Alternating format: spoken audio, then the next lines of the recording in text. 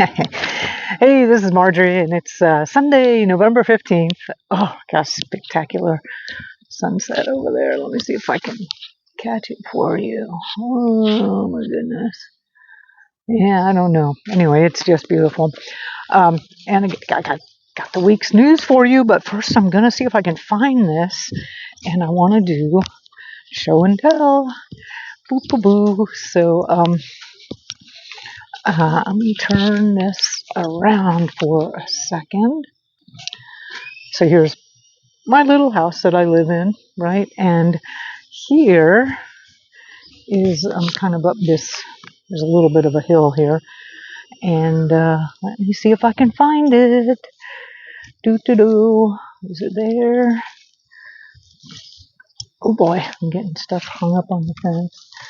Is it in there? Oh, I know where it is. It's over. Yeah, they haven't covered it a little bit.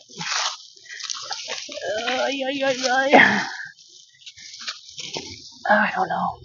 Anyway, the ducks have been laying. I've been collecting duck eggs. I'm very, very excited. Sorry, I couldn't exactly find the nest for you. They do a good job hiding it, which is, of course, a very good thing. Anyway, they are going over onto this side of the, livestock doesn't worry about fences. Unfortunately, this land is like so steep, nobody's going to mind them grazing and rambling around on the top few feet of the ridge here. But I've been noticing that their craws are pretty full in the morning sometimes, and they don't want my pellets, which is a really good thing.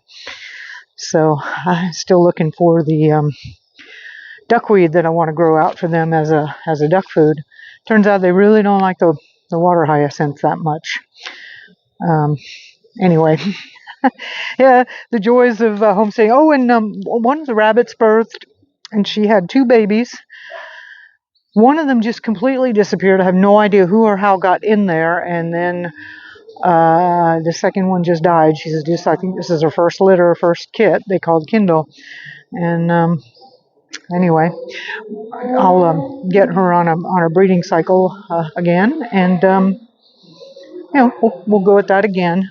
I hope that there are 2 other does that are bred, so they'll be kindling in 2 weeks. Record keeping is real important. And part of the reason those might have died was I wasn't as clear about when I should get a nest in there, a nest box and all that. Hey, you guys, get in the backyard! Get in the backyard! You're not supposed to be out here in the front yard. Get in the backyard! Get! Yeah, there you go. Get!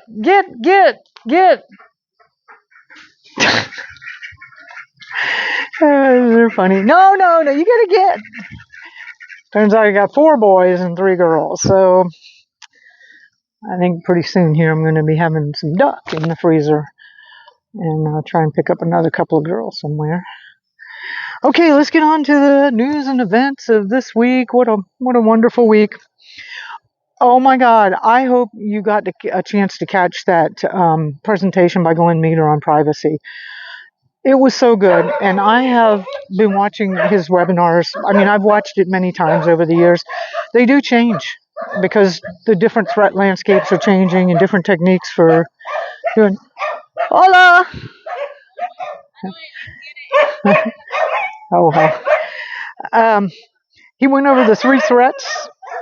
So, like, hackers and scammers are one, Big Brother and Big Tech, and what the latest tactics and techniques they're using. Why privacy is essential for liberty. A very good conversation. And then 5 fast steps, like what you can do right now today. And it always amazes me. I've heard these before, and it just takes. There was one of the steps I still haven't implemented. I'm doing that for my to-do list. So anyway, it's really, really good.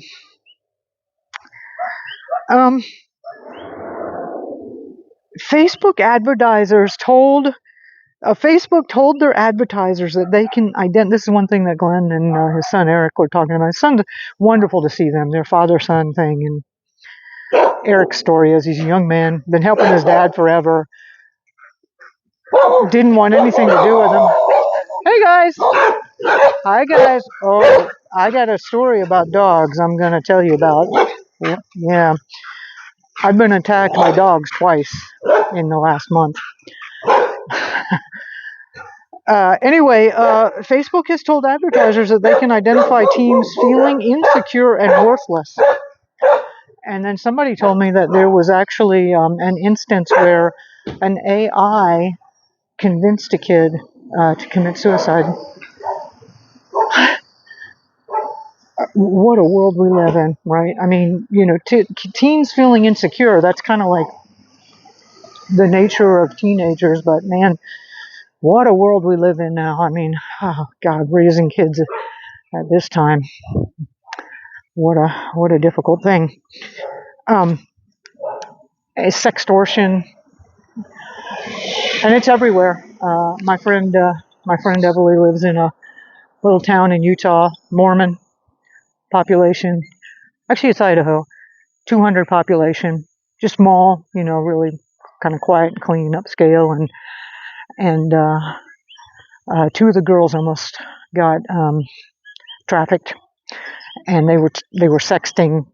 Somebody promised to take them and do all kind, you know, take them on these fantastic trips, and managed to get them bus tickets, and they got on the Greyhound bus and were leaving town, and fortunately one of the moms freaked out, and they managed to intercept the girls in Nevada at Las Vegas before the transfer, and otherwise those girls would have been gone. But the whole town was just like, we thought we were living in safe Americana. There is nowhere safe in Americana. There's nowhere safe. The online world is happening. So, oh my God. All right. Yeah, one of the things that Glenn talked about is a thing called microlock. So you can put this little device on your phone, because they're listening to you all the time, and you put this little device in your phone and it blocks your microphone. And it's not just like plugging something in and being passive. It actually actively engages it and gives it a signal to listen to, so it can't really hear anything else. And it's really pretty cool. My friend Sarah Peterson over in Colorado, she was freaked out. She was telling me, Marjory, well, actually freaked out about two things. One was, she said, so we've been having a lot of electromagnetic storms and a lot of solar flares and things like that.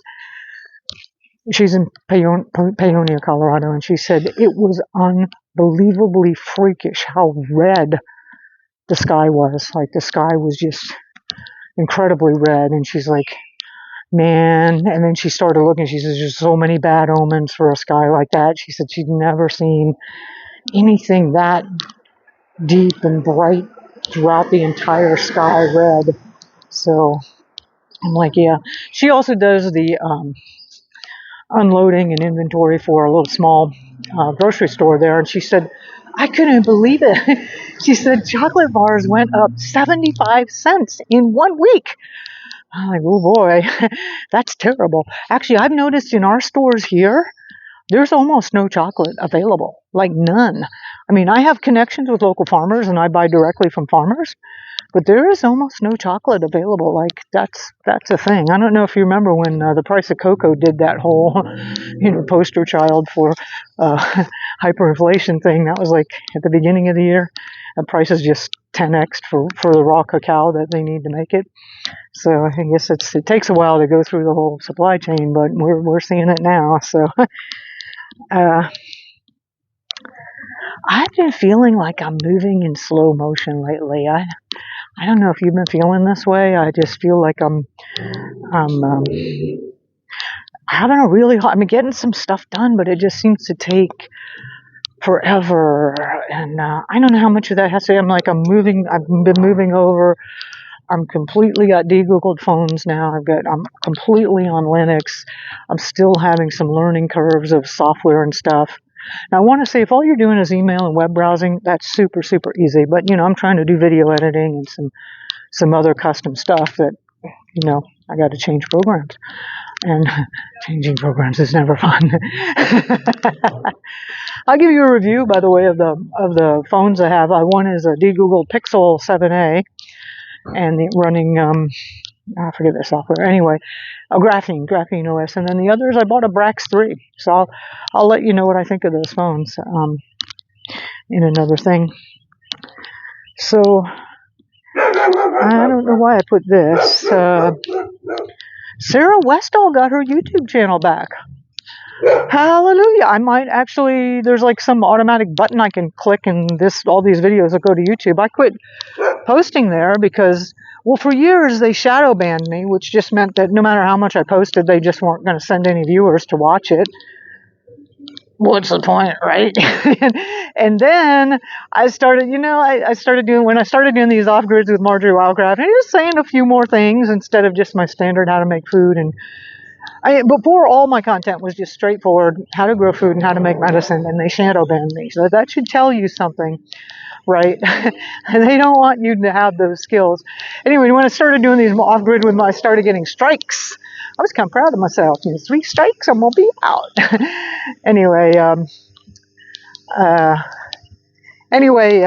So Sarah got her channel back.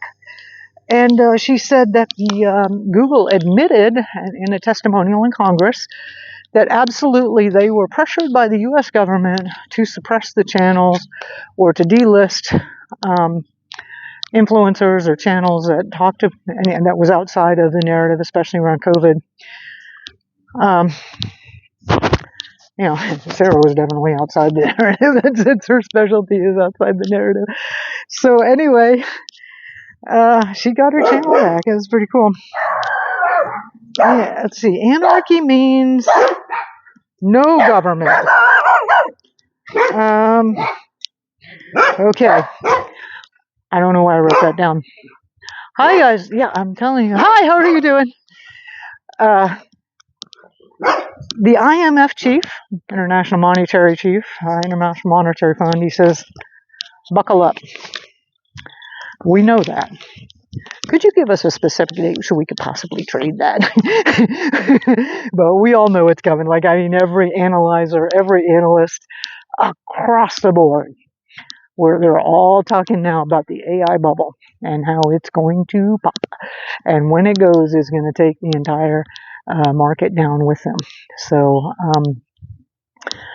precious metals may sell off in a little bit of a V formation, but especially silver, it's just too precious. It's not going to stay down.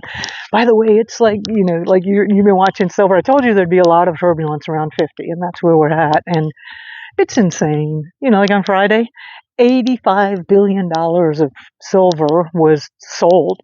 It wasn't anything to do with real silver. There's nothing changing in the market. No, there's no reason for that. It's just paper. They're just manipulating the price. We sell a whole bunch of it to keep the price down. If you're selling it, it's all just paper. Here pretty soon, we're going to see a huge divergence between if you really want to buy a piece of silver, it'll cost you, $100, $500, $1,000. But the COMEX, hi puppies. Oh, you guys look friendly. Yeah, you look adorable. Oh, I got to show you these puppies. Hey guys, oh yeah, you look so cute. Yeah, now you guys are nice doggos. Hey, yeah. Oh, there's 3 of you. You beautiful, beautiful, beautiful yellow doggos. I'll see if I can get you some bones. Yep. So yeah, the snap thing happened and then didn't. That should be a wake-up call. There were some people that were pretty close to the edge or may have gone hungry for a few days. Will those people actually go, oh my God, I should grow my own food? No, they're not going to do that. I hate to be so realistic, but I've been doing this for years and that ain't going to be what's going to happen. So you puppies are adorable. I can't wait till I get my farm and have some doggos. Oh my goodness, see, look at this lovely, beautiful horse. Hey, sweetie, how are you?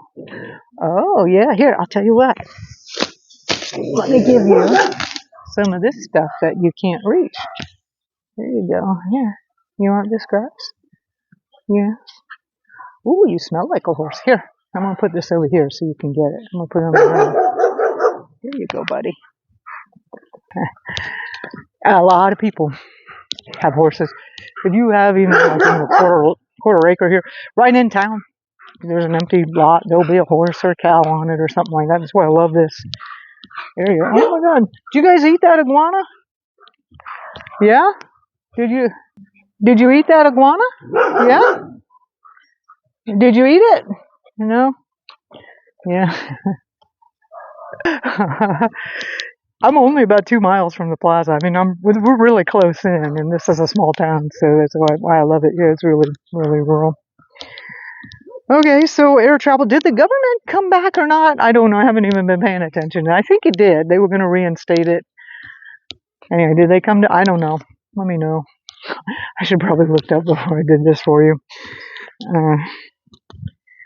Okay, here's a funny one. I saw this. This was an advertisement. It says, I just sold my homing pigeon on eBay for the 22nd time. Now there's a business for you. There's a high cash flow business. Okay, here's a question I've been pondering. How do you know your name? Right? Oh, Marjory, how do I know that? I know that. Where does that come from? Yeah. Okay, now that we've all gone out there, let's come back again.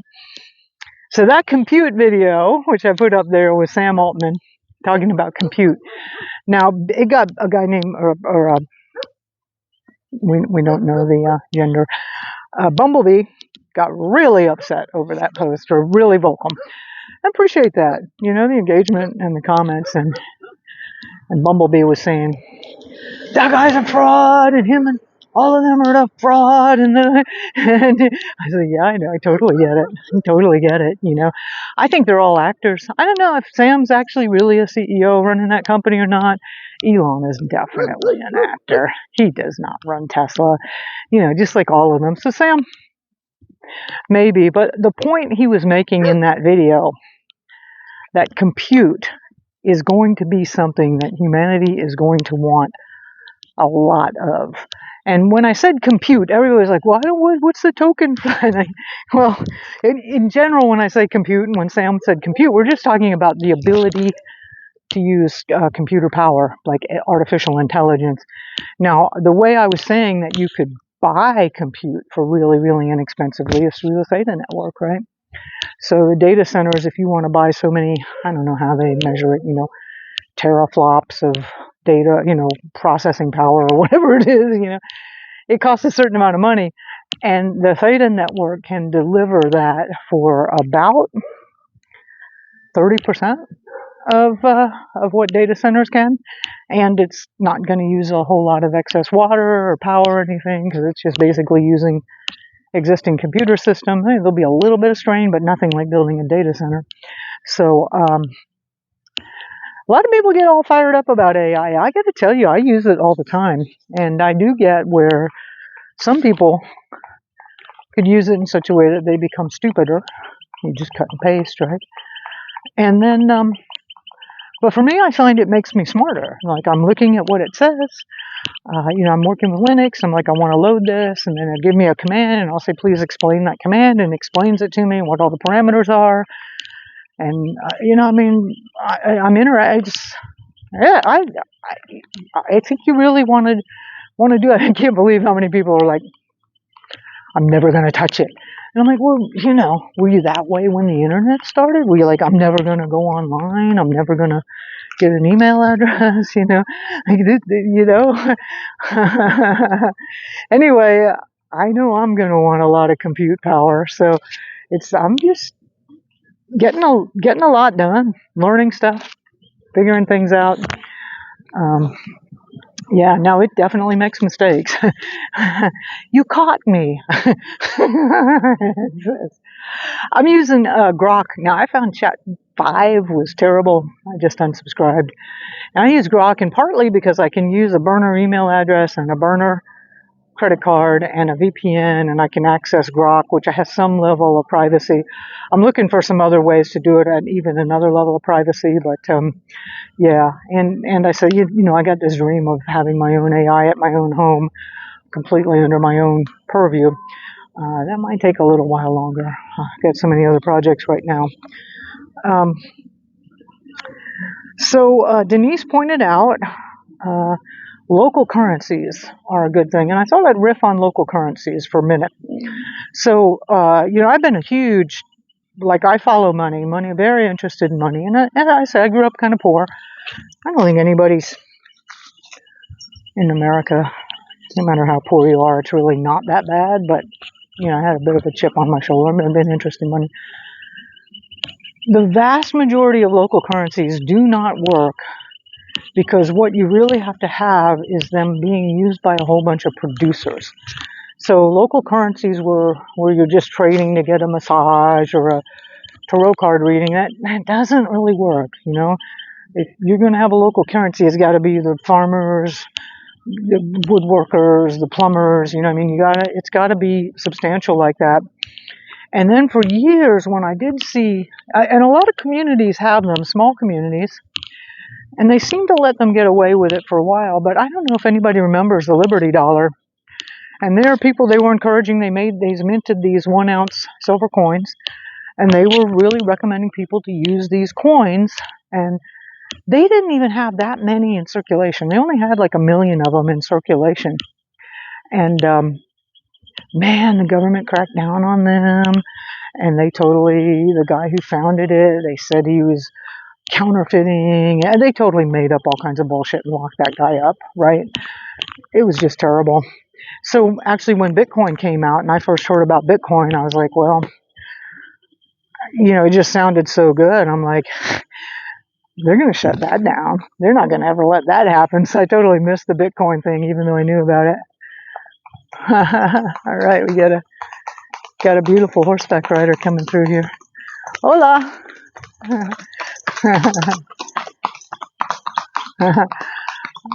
you go. I want a horse. Hey. All right. So yeah, local currencies are a way to go. That's a way to go.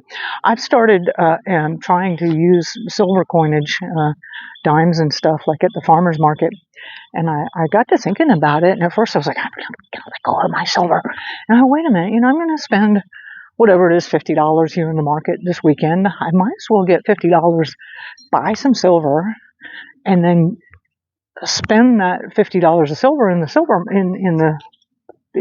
farmer's market, and that way the farmers that I'm buying from have this silver. And it's been very interesting what farmers will say, yeah, I love that idea, I'll take silver. And then others are like, I don't know what to do with this. And I'm like, you should learn really fast because you are going to want this.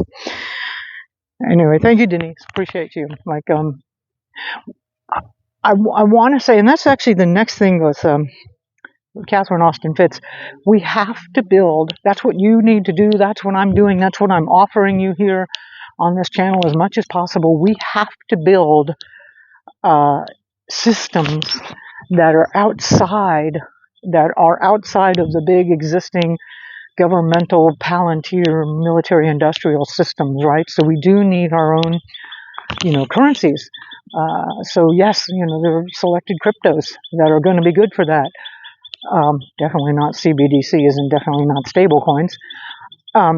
And then, food supply. That's why I'm harping on, grow food, get to know your local farmers. We need our own local food supplies. Communications networks, that's something I'm starting to look at now, is how can we create our local communications networks. In a medical system, everything. You are not going to want to, we got to try and build our own networks and our own systems outside of those systems, or build our own reality. Be much healthier, a lot more fun. So Catherine Austin Fitts was just talking about, biometric IDs and controlling the currency, and just how that's just whoever gets sucked up into that they're gone. They're totally going to be gone. They're going to be zombies, totally controlled zombies. Did I talk about this before? Digital tattoos? I don't know how they're going to implement that. I saw that with Microsoft is talking about having digital tattoos. So you get this digital tattoo, and then you don't need your biometric ID or something. I don't know what. You don't need your phone. Oh, geez. That'd be a little weird. I don't want that, that's for sure. Yeah, I definitely get cash and silver. Pay in cash. That's another way. We just keep paying in cash. Catherine has a big movement of every Friday paying cash, right? And like I said, I've just said I'm starting to, I know I'm going to spend this much in groceries, and I go buy some silver, and then I try to spend that silver for my groceries instead of US dollars to just get more silver in the community, right? So, and use cash as much as possible. Pay for your stuff in cash. Like we need to assert that. Mike Winter, bless his heart, he made an announcement just was it yesterday or the day before? 10 years with AlphaCast, and he's resigning from that and hanging up. I'm seeing this all over the place with influencers and bloggers and whatever are they're just not making it anymore. I can totally relate, like behind the scenes, and I'll make some announcements. I mean, I'm not closing what I'm doing, but I am completely restructuring it. I'm just gonna have to make the whole thing so much leaner. So we're gonna be, restructuring things to get rid of some stuff because some of this software is pretty expensive. So I'll keep you posted. I really like doing these walk and talks. By the way, I really do super appreciate your support. There's going to be a time when I'm not going to need it, and I'll just make everything. I won't even ask for anything at all. But for those of you that are doing it now, I really do appreciate it. It's a little bit of a tough time here. I put myself in this situation, like I'm totally preparing for the change in the currency, and I've structured my life for that. And so while I'm waiting for that to happen, it's a little tiny bit painful, not too bad. Navigate. Hey, did you like that video on the kidney wrap? I watched that again. That was with my friend Lynn Gillespie when I was the Colorado years, when I lived in Colorado, and was hanging out with Lynn all the time at the living farm. And she has a herd of about 100 sheep. Knows them all by name. Knows all their parents, grandparents, great-grandparents. I mean, she knows the whole lineage of all of them. And just makes this beautiful, beautiful handcrafted wool kidney wraps. And it's just really delightful. Beautiful, beautiful, beautiful setting. They live surrounded by the mountains, and Lynn can look at the snowpack in late winter and tell how much irrigation water they're going to have or need. Or they've been farming there for 30 or 40 years. And then Tom, who she's married to, is like 4th or 5th generation farmer on that land. So just really solid salt of the earth people, They're not going to notice collapse. What collapse either? Anyway, they grow all the food for the sheep pretty much. I guess they use a little bit of diesel, but yeah, amazing. You grow a lot of food. Anyway, deflock.me, Tony put this up. Hey, Tony, I really appreciate that. I happen to have seen another video that's along the line.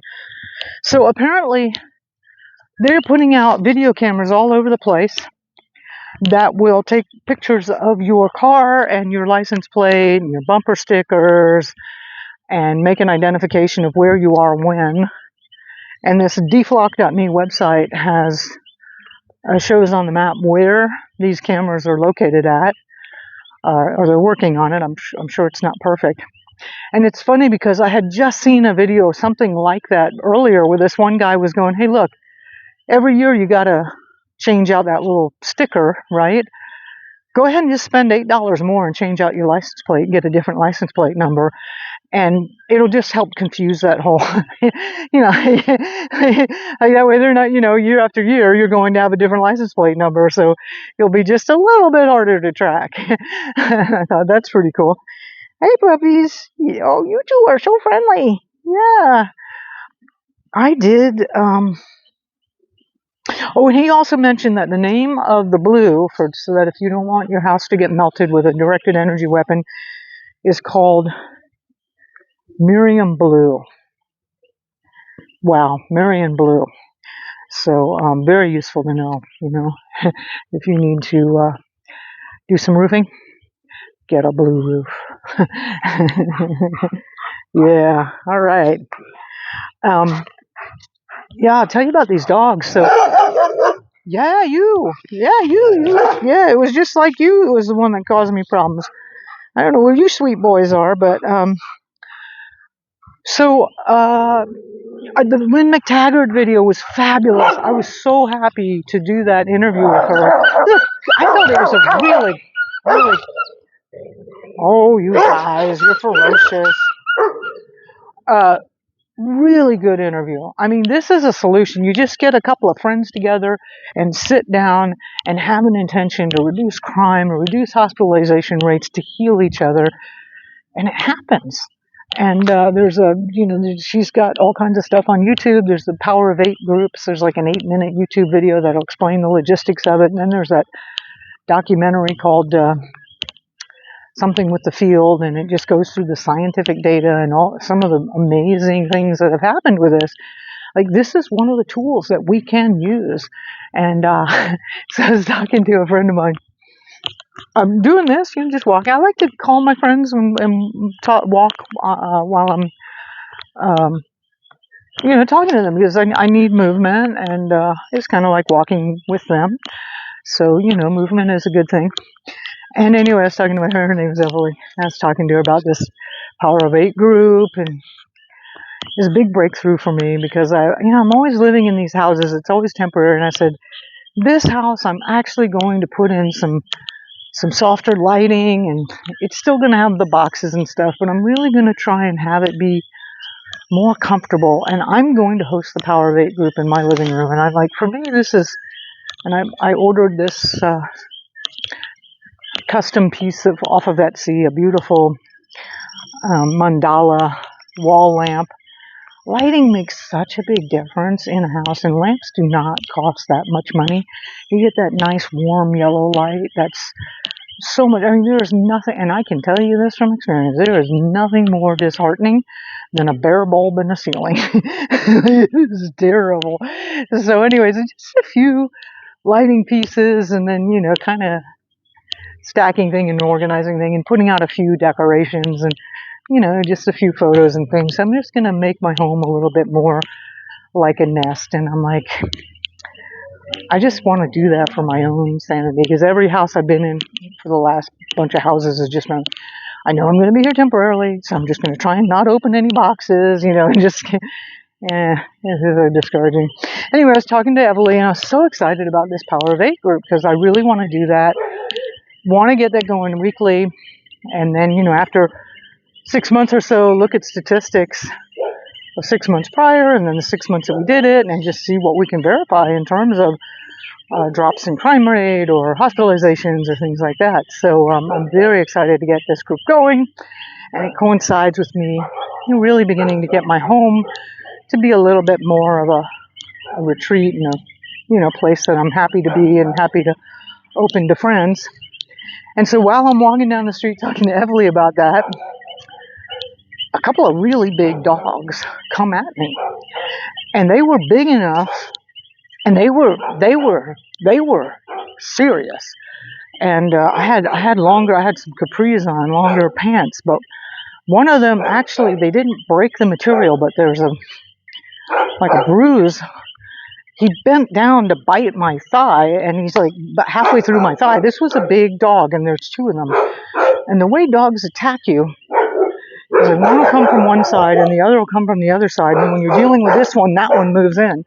And if you've got 3 dogs, you're going to be in real big trouble, because one's going to come back and grab. You're going to rip apart your Achilles tendons. Look at these guys, Everybody's got these wild dogs, right? And those dogs were vicious. I mean, I'm like, hold on, Ellie, I got to deal with this, right? And I'm like trying to figure out how not to get bitten by these dogs who were circling me, and actually they were nipping at me, and one of them got a couple of good bites in, and I'd had this happen a couple of weeks ago, and I'm just in the neighborhood here. That time, the couple of weeks ago, I was walking to the post office. Like I'm walking down the street, and this huge big dog comes at me. Some lady down the street is screaming her head off at the dog, and just as the dog is about to attack me, fortunately for me, a bicyclist comes by, and the dog decides that was more fun, and it goes after the bicyclist. And meanwhile, that lady is just screaming her head off. And when I went by her, and she's like, "But it's not my dog," and I'm like, for God's sake. So it got me to thinking, as food prices go up, dog packs are going to be a real threat. They are going to be a real threat because people are going to let them go, right? They can't afford to feed them. They're going to let them go. And some older Puerto Ricans I know here said, yeah, a couple of decades back, there were certain areas, certain beaches you didn't go to. Humans did not. If you were you had to be a pack of humans to go there. But there were so many dog packs that always for lighting.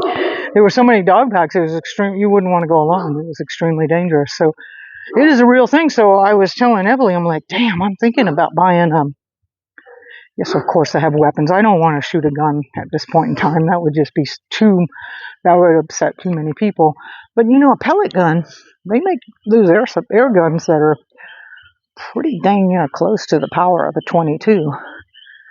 And I said, I'm thinking about getting one of these pellet guns or something, and shooting, because I mean, it's real. Like, this dog would have liked to have killed me. I mean, there's no doubt in my mind. It was ferocious.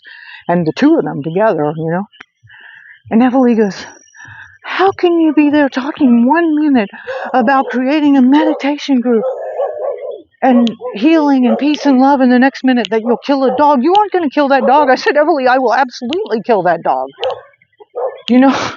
Like, the time period we're in and going into, you have to be able to handle a whole range of capabilities. I don't want to hurt a dog, and I sure don't. But that dog wanted to. That dog would have killed me if it could possibly have done it. I mean, if they would have ripped open my tendons on the back of my legs and gotten me down, it would have been ugly. So, and then that other dog that was doing this, so I'm like, wow. So I'm going to start walking around at this point in time with a stick. I have identified a nice pellet gun that I want to get. I don't quite have the funding for it at the moment. But, hey, puppies. Yes, you guys are not too bad. I know you guys. Yeah, woof, woof, woof. I'll bring you some bones. Yeah, some of them are nice. Yeah. Oh, well. So I wanted to close it up. It's getting pretty dark. Yes, I know, sweetie. You guys are doing you're doing a good job protecting these things. Yeah, you are. Yeah, don't you come up behind me. Yeah, I'm going to walk backwards and keep my eye on you. Yeah. Yep. We're getting them all excited. Everybody's got dogs. So we have got the potential for a big mess. All right, let me see if I can get past these guys. Super noisy here. By the way, Cliff High did a really, really good post recently on what it's like to be dead. He's died 3 times. Come back, of course. And while he was recording that video, he had all kinds of problems with barking dogs. So, anyways, a really good listen. So, yeah. Well, I'm going to finish up this. I've been listening to Brother Lawrence. And he lived in the 1700s at a monastery. Pretty humble life. Started out, I think, like a butler or a footman or, very simple servant type of guy. He joined a monastery and ended up in the kitchen, so we're, and this is a series of letters that he wrote to a friend, but he was just noted for being so connected to the divine all the time. It's just a really nice way to do it. And the title of his book is Practicing the Presence of God. And I won't go into God at this point in time. We'll have that conversation some other time. I don't want to piss off all the Christians and everybody at this point in time. There's many interpretations of God. But anyway, it doesn't matter. This guy was very connected to his source. And beautiful, beautiful, beautiful advice. And one of the things he talked about was being grateful for everything that God gave him. Everything. He said, I'm really, really grateful for this suffering. And I am suffering with God. I'm really, really grateful for everything that he was just really appreciative. He never complained. He realized that everything that was given to him was a gift from God. And I just love that attitude. I just love that every breath, There's also what I was asking earlier, how do you know your name? That's a gift from God. You can remember your own name. Okay, well, this is Marjory, and I'll be back with you. During the week, we pop up lots of good information, and the world is moving on. Please start to build something in your community. Remember, we can be as effective, more effective than evil. We just need to organize and get focused like the time is now. So start growing food, backyardfoodproduction.com. Go to that webinar, even if it's in the middle of winter and you live in Colorado, you can get started today. Pick up some crypto, start learning about that. Start creating events in your community. Do a Power of 8 event. Start meditating together and doing intention to focus on healing. We got to it's happening. And we need to get organized. All right, I'll talk to you later. Bye.